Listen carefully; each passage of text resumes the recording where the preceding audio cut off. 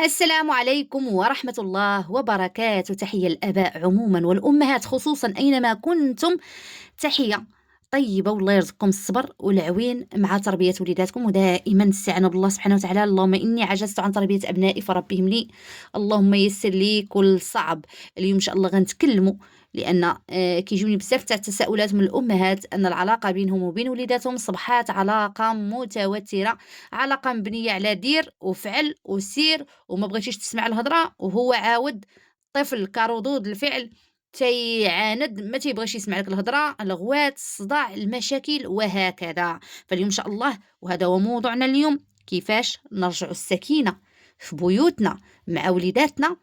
غتبعي هذا الفيديو ان شاء الله الى الاخر، ديري لايك باش يوصل لاكثر عدد نتاع الامهات كتشجيع فقط، وحاولي تطبقي ما استطعتي فضلا وليس امرا، والله يسخر لك في الوليدات ديالك، خصوصا في هذا الوقت اللي كنعيشو فيه، اللي عامر بالضغط، الخدمه، المدرسه، السوشيال ميديا، المشاكل الزوجيه، المشاكل مع العائله.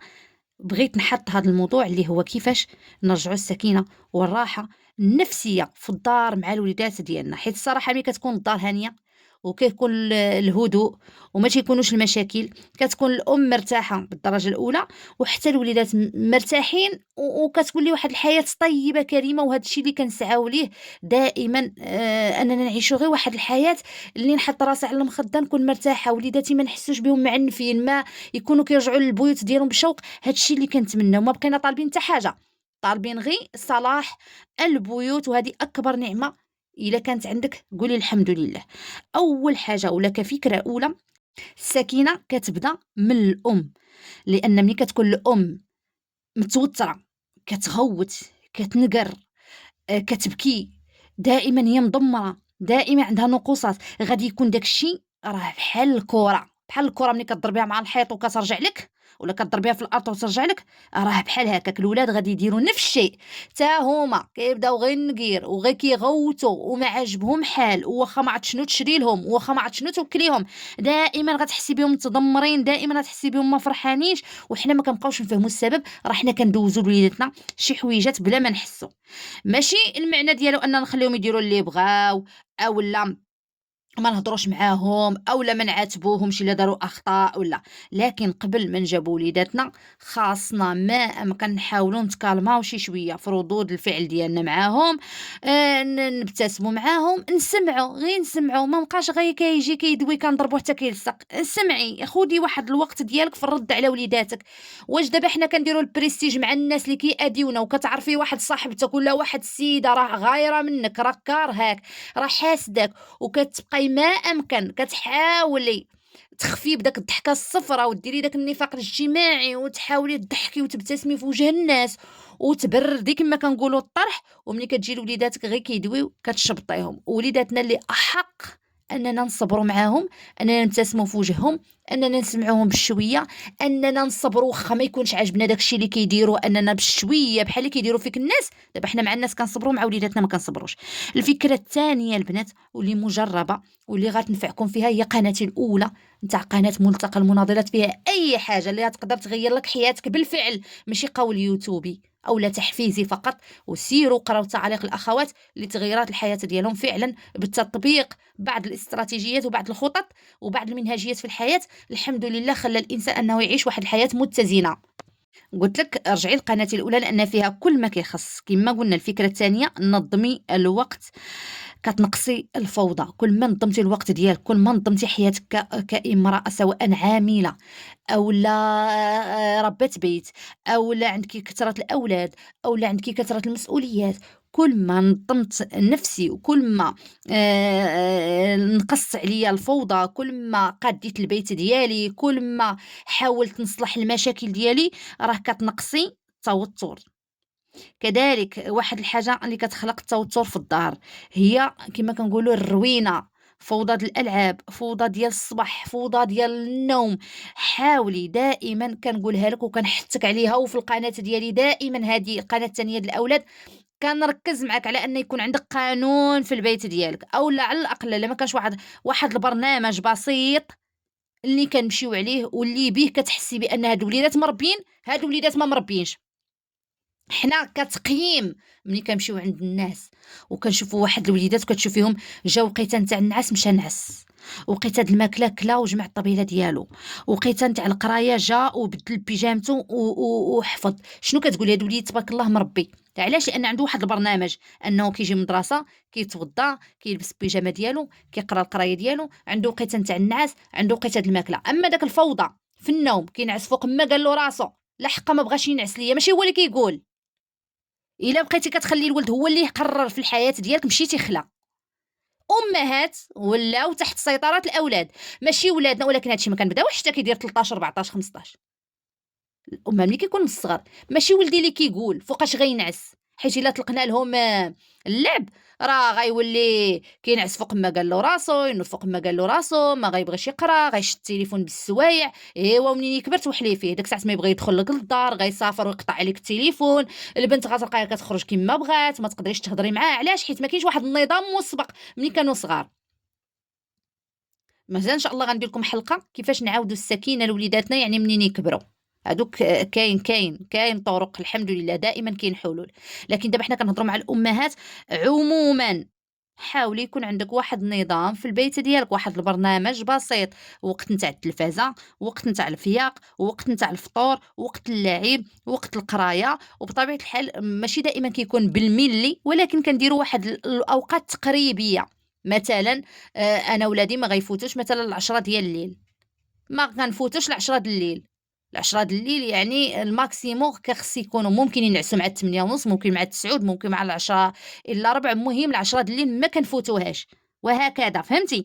ماشي كما قلنا يكون داكشي ستريكت ويكون داكشي يعني غادا بواحد الطريقه بحال الماكينه، لكن يكون غير واضح، غير واضحه المسائل مع الوليدات ديالنا. واخا غير 15 دقيقه في النهار مثلا نديرها، 15 دقيقه فقط نرتب بها مع وليداتي، نوقف لهم عند راسهم انه يجمع البيت ديالو 15 دقيقه كافيه. يطوي هاد الحويجات ديالو. كتنقص شي شويه الفوضى من الدار، لان راه هدوء المراه من البيوت المنظمه. اي بيت فيه الفوضى، فيه الروينه، فيه الوسخ، فيه الحوايج ما مرتبينش، فيه الماريو مرون، فيه الارض كثرت الاواني وحتى حاجه ما كاينه بلاصتها، كثرت الحوايج، المهم فيه الكركابه. ما يمكنش تكون فيه امراه هادئه، شي حاجه من المستحيلات. ضروري غتلقاها متوترة، متقلقة، ما عاجبها حال، باغا غير تهرب. ربما كتهرب كما كنقولوا في التليفون، ربما كتهرب في الخروج، ربما كتهرب في الغوات، ربما. فكيولي عندها واحد الشخصية اللي ماشي هي. نظموا البيوت ديالكم، قلت لك رجعي لقناتي الاولى غادي تنفعك بزاف. نظمي البيت ديالك، راه كيعطيك واحد السكينة انت هي الاولى بعدا كامرأة وكأم. وبالتالي الا كنتي انت مرتاحه في نفسيتك راه غدوزي هذاك الشيء لولادك مباشره. الفكره عندنا الثالثه هي التواصل مع الاولاد. الله يرحم لكم الوالدين، نتواصلوا مع الوليدات ديالنا. ما تبقاش داك العلاقه الميكانيكيه نتاع سير واجي وجيتي من المدرسه تاكل تشرب تنعس. داك الاوامر حتى داك القانون اللي كنديروه ما كنديروهش بواحد الجفاء، كنديروه بواحد الحب. تنبين له من خلاله انا بغيت ولدي ينعس بكري باش ينعس مزيان الحبيب ديالي، باش نفيقوا مزيان مرتاحين، باش دائما كتبينوا له حتى داك الاوامر اللي كتحطيهم ولا داك القوانين. ماشي واحد القوانين اللي فيها واحد القسوه ولا لا، بحب. حيت كنبغيك كندير لك اولدي هذا النظام، حيت كنبغيك بغيتك تنعس بكري، حيت كنبغيك تاكل ماكله صحيه، حيت كنبغيك. ودائما كنوصلها له بواحد الطرق متنوعه، ماشي نفس الهضره. واخا تكون حتى الحب نفس الهضره، الا بقات كتكرر يوميا بواحد الطريقه اللي ما هيش وماشي مخدومه، ما كتبقاش تعطي داك الاحاسيس. قلنا التواصل مع الوليدات. الله يجعلك 10 دقائق في النهار، شتي 10 دقائق نقبط ولدي نعنقه ولا بنتي ياك. شنو عجبك اليوم، شنو درتو، واش فهمتي يعني شنو، واش قلقاتك شي حاجه، شتك ما هو شا ولدي، شنو تعلمتوا اليوم. حاولي تخلقي معاه واحد الحوار. مالك ولدي ما عجبتينش، واش شي واحد اذاك، واش شي حاجه وقعات، فاش نقدر نساعدك. وكتخليه هو محد هو كيرد عليك، وانت كتكوني بنيتي واحد الجسر نتاع الحوار. هذا في حد ذاته كيحسوا بانك راكي راه هو مهم عندك. فهمتي؟ غير 10 دقائق شي، غير هاد الاسئله كافيه باش تحسي ولدك بانه مهم. وبالتالي هو كيتهدّن شي شوية، يعني ما كيبقاش مفرعن. علاش؟ فوقاش كيتفرعن الإنسان، فوقاش كيتبدل الكاركتر ديالو ملي كينقص وكيرجع عنده واحد الجوع عاطفي. حنا براسنا عيالات كنتعصبوا ملي ما كتلقايش التعامل من الزوج طيب، ملي كتلقاي ما كاينش التقدير. فغير المشكل أننا ملي كنتعصبوا للأسف كنبردوا في وليداتنا، كنبردوا بطريقة خاطئة. فعوض ما نعالجوا المشكل ولا نتواجهوا مع الشخص اللي كيأذينا، كنمشيو كنتواجهوا نبردوا في وليداتنا. حتى وليداتنا، يعني ملي كيكون عندهم واحد النقص في المشاعر، ملي كيكون عندهم واحد النقص في التواصل مع الوليدات، ملي كتكون واحد العلاقة ما بين أمو ماشي هي هاذيك، فكيوقع فيها ضروري كيكون فيها واحد الجفاء، ضروري ما كيكون الولد ما مرتاحش، غير كيغوت، غير معصب، ما عاجبو حال، وهكذا. عندنا كما كنقول لك الفكرة الرابعة تكون قوانين واضحة بلا صراخ، ماشي ضروري ندير القانون، اللي ضروري ومهم هو أن داك القانون يفهموه الولد، ماشي بالغوات وماشي بالزز، حنا ما خصناش نوصلوا لدرجة تاع التحكم والسيطرة. الله سبحانه وتعالى حتى النبي محمد عليه الصلاة والسلام صلوا على النبي كان كيقول له ذكر لست عليهم بمسيطر، لأن السيطرة إلا وصلتي ليها مع الوليدات ديالك وبديتي تفرضي عليهم شي مسائل بواحد القوة وبواحد هذاك، راكي خسرتيهم وخسرتي حتى نفسك.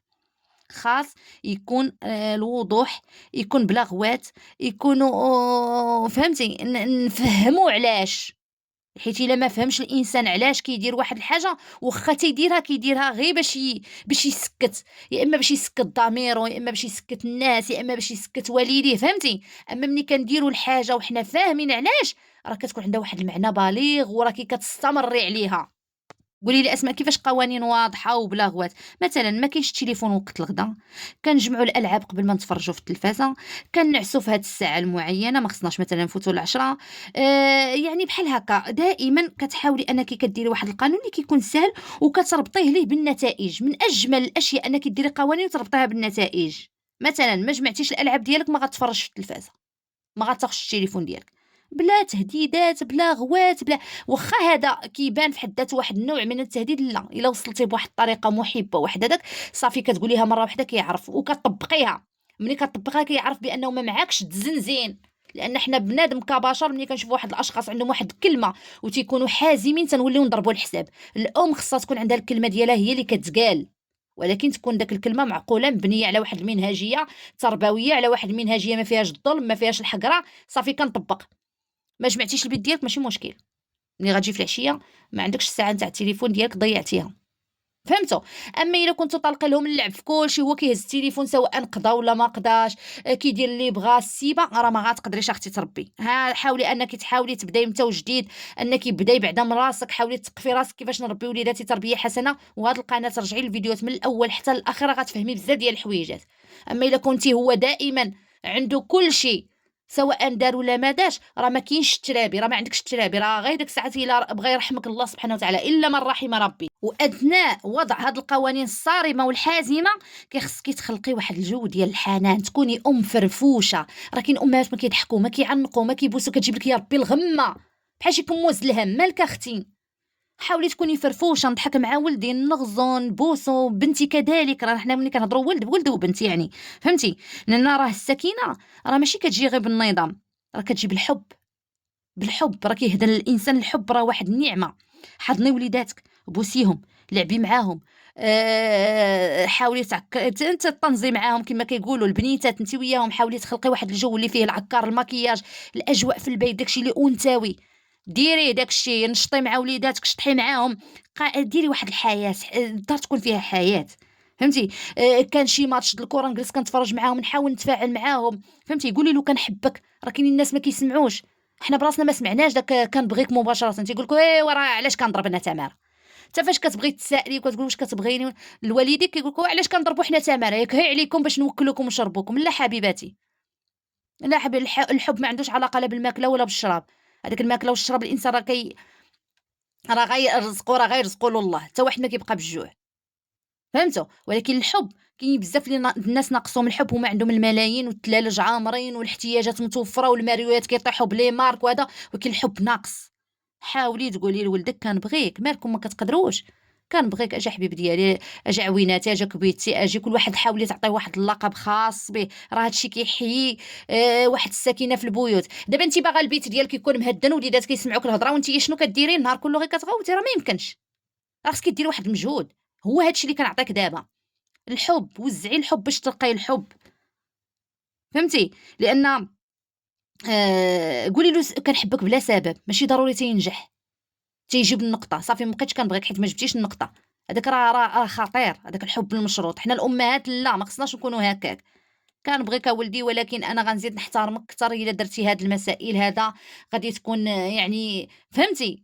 غنزيد نقدرك، انا كنبغيك كما كنتي، ولكن ما كيعجبنيش التصرف ديالك. دائما فرقي ما بين الحب ديالك ليه انت، اقول له انا كنحبك كما كنتي مزيان خايب، ولكن غنكون راضيه عليك وعلى تصرفاتك اكثر الا كنتي مثلا ملتزم، كتصلي صلاتك، كتحترمنا ولدي، ما تعاودش تجاوبني بدك الطريقه، وهكذا. يعني كتحاولي تبني مع داك الجسم تاع الحوار اللي فيه الحب.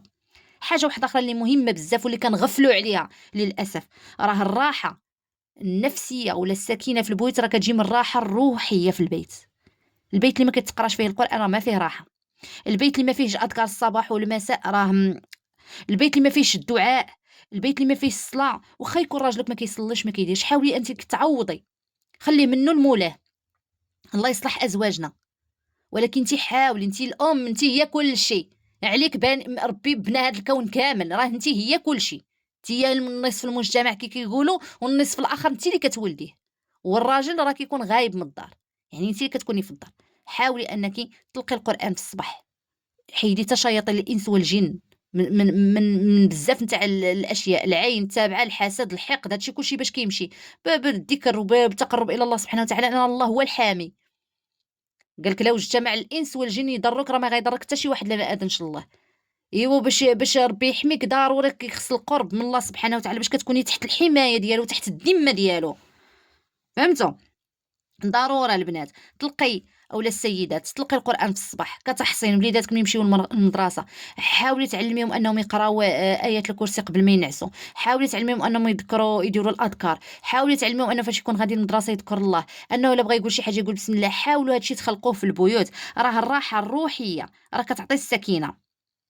الدعاء، ادعي مع وليداتك حتى لا خرجوا لك على السيطره وخرجوا لك من يديك، لان ماشي دا باش تكون واضحه المساله. راه تقدري ديري هادشي كله يخرج لك شي واحد معكس، شي مسخوط، شي حاجه، راه حاجه وارده، حاجه وارده. فالدعاء الام كيعاون، حاولي تدعي معاهم ماشي تدعي فيهم. لا داك الدعاوي الله يعطيك مصيبه، الله يدير لك، الله يفعل لك، عصبتيني وعذبتيني في حياتي، الله. حاولي، الله يرضي عليك اولدي، الله يهديك، الله يهديك. حاولي تدعي له في السر وفي العلن. في السر قدام ودعي له بالهدايه، الله يهديك اولدي، الله يرضي عليك، الله يهديك، الله يثبتك، الله هذا. وفي السر عاود بينك وبين مولاك، يا ربي راه هاد الولد غلبني، يا ربي لما تهديه، يا ربي راني تقهرت حياتي ما بقيتش قاده، يا ربي لما ترزقني الصبر، وهكذا. والفكرة المهمة جدا واللي كان خاصها تكون في هي الفكرة الأولى الصراحة، وأنا خليتها هي الفكرة السابعة، هو أنك تعطي وقت لنفسك. الأم اللي ما عندهاش وقت لنفسها، اللي ما عندهاش واحد المكان خاص بها، اللي ما عندهاش واحد الطقوس خاصين بها اللي كتفرغ فيهم ضغوطات الحياة، راه ما يمكنش كيفاش دايره الحياة ديالها، أكيد هتكوني مصعبة على راسك. ملي كنقولوا وقت لراسك، وقيته نشرب فيها كاس القهوة نعقل عليه، وقيته نتفرج في خاطري نعقل عليه، وقيته نضرب شي تبريمه شي تدويشه، وقيته نخرج نتمشى غير بوحدي انا وشي سيده كنعرفها، ولا انا وشي صاحبتي، ولا وقيته. يعني هذه هي وقيته لنفسك، خاص يكون عندك وقت لنفسك. حيت الا ما كانش عندك وقت لنفسك ولو حتى دقيقه تجلسيها مع راسك، تختالي مع الله، تختالي مع نفسك، تقادي حالتك، راه غادي تعيشي في واحد التوتر. وهذا الشيء هو اللي واقع لبزاف الامهات، كتقول لك واختي انا قهروني الدراري ما بقاليش الوقت باش نمشي تشعري. علاش اختي؟ انت اللي ولدتي، الناس راه والدين 6 و7 و8 وبيديهم بوحدهم ولقاو وقت لراسهم. اذا انت ما منظماش راسك، تباتي في التليفون حتى نصاصات الليل، تنوضي في الصباح مفتونه، سبك سبك سبك سبك سبك سبك، بطبيعه الحال ما يبقالكش الوقت تمشطاش راسك حيت ما عندكيش نظام. اما كان عندك نظام غندير لكل ذي حق حقه. نبدا بنفسي وننظمها ونتهلا في راسي. شحال ياخذ لك مشات الشعر، شحال ياخذ لك كريم بمشيت الشعر وبالكريم وبتمكياج فاعله تاك 10 دقائق، و10 دقائق اخرى كاع تدخلي تدوشي فيها. شحال ثلث ساعه ما عندكيش في النهار. هاي وما نزيدو شي فيه. عندنا التليفونات والتفلو والهضره مع عباد الله، ما عندكش راسك. اعطي وقت لراسك، حيت ملي كتعطي وقت لراسك راه كترتاحي. فهمتي حبيباتي؟ فكنتمنى ان هذا الفيديو يكون فيق فيكم شي حاجه، حرك فيكم داك الامومه السليمه اللي عندك في الداخل ديالك، وداك الفطره السليمه ما تلوتيهاش بافكار ديال دابا الدراري ما فيهم خير. هذوك الافكار نتاع الناس اللي ما مشبعينش بالقيم دينيه، هذوك افكار الناس ما تعرفوش بينهم وبين الله، ما تتعرفش دورها في الحياه. لان رجعنا كنشوفوهم في السوشيال ميديا كتقول كوني انانيه، سمحي في الاولاد دابا يكبروا لوحيهم لباهم. ماشي هكا الامومه. ملي ولينا كنشوفوا الام ولات عدوه ديال بنتها ودولادها، ولات هي الدمار الاول لوليداتها، ولات ما عندها غرضها. نتوما كتشوفوا في السوشيال ميديا وحده حاطه قالت لك انا ما اختي نعست مع طالما فيا ما يمشي لها القرايه مالو غادي يولي لي مهندس دوله. قالت له نعس نعس ورقد رقد، قالت له رقد. ما عندهم غرض لا في التعليم ديال ولادهم لا في دينهم لا في حتى شي حاجه. اذا راه اختلت معايير الامومه. اذا ما صافي الدنيا غير تقوم القيامه. راه الامومه راه واحد شنقول لك، لان عندك راه بها الجنه، راكي غتاجري عند الله سبحانه وتعالى الجنه. الجنه ماشي سهله، هي فقط شويه نتاع الصبر، وما تبقايش داك السيطره وداك التحكم. وحاولي انك تبني واحد العلاقه زوينه مع وليداتك، وحاولي انك ديري داكشي اللي قديتي عليه، وادعي الله سبحانه وتعالى يوفقك. صافي راكي تبارك الله دخلي الجنه. راه هذا وعد الله سبحانه وتعالى. اي ام كضرب تماره مع وليداتها راه ما غاتمشي لك حتى حاجه. واخا تيكبروا هاد الولاد وديري اللي في جهدك ويرجعوا كاع مساخيط كاع وما عقلوش عليك، راه ما غتضيع لك حتى حاجه. غير ما تسمعيش لداك التافهات اللي كتقول لك سير اختي وسمحي وديري وفعلي وتركي دابا يكبروا. ايوا دابا يكبروا اختي، ولكن ملي كيكبروا فرق ما بين ام كتخلي اثر طيب في وليداتها، ربما يعذبوك دابا، ولكن ملي كيكبروا راه تنعرفوا الصح من الغلط. راه تنبقاو نقولوا واخا والدينا حنا ضربونا وداكشي، وكتقولي الحمد لله على والدينا كوميم. وكاينين شي حوايج بقاو فيهم اثر كتقولي علاش داروا لي هكا، علاش ما عذبوك يعني. وفهمتي ما حنا ما نعذبوش اختي وليداتنا. داكشي اللي داز علينا مثلا سواء لم حب ولا تجاهل ما نعاودوش نكرروه مع الوليدات ديالنا. الله يسهل عليكم والله يعينكم. راه المسألة ماشي سهلة، راه خصها واحد الجهاد كبير، ولكن تفكري راه الجزاء حتى هو كبير. الجنة راه جزاءك الجنة اختي. راه ما كاينش اللي يحيدها لك ولا يجي يبقاو يقولوا كيعلقك الله مش فراك وداك الكذوب في الدين وحقا لا درتي. لا حبيبتي، فقط يكون عندك النية خالصة، وتكوني مقاتلة مع وليداتك وكتحاولي انك تصلحيهم. واخا ما تيتصلحوش كاع، واخا تيتمردوا عليك، واخا ما تبانش ترابي، كفايه ان الله سبحانه وتعالى كيشوف المجهود ديالك. انت مطالبه بالسعي ولست مطالبه بالنتائج، لان النتائج بيد الرحمن. غنختم. الله يصلح ذريتكم، الله يبعد عليهم شياطين الانس والجن، ويعينك على تربيتهم تربيه حسنه. ان اريد الا الاصلاح ما استطعت، وما توفيقي الا بالله، عليه توكلت واليه انيب. شكرا لكم.